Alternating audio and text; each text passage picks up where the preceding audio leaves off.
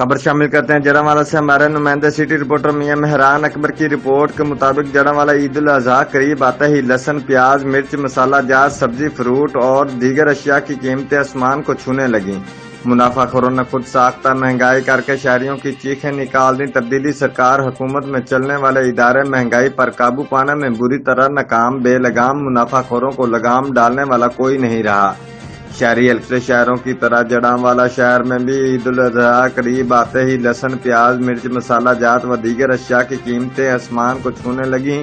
وہیں پر ناجائز منافع خوروں نے خود ساختہ مہنگائی کر کے شہریوں کی چیخیں نکال دیں۔ شہریوں نے اعلیٰ حکام سے نوٹس لینے کا مطالبہ کیا ہے۔ Report Mian Mehran Akbar, city reporter, Geo express news, جڑاوالا۔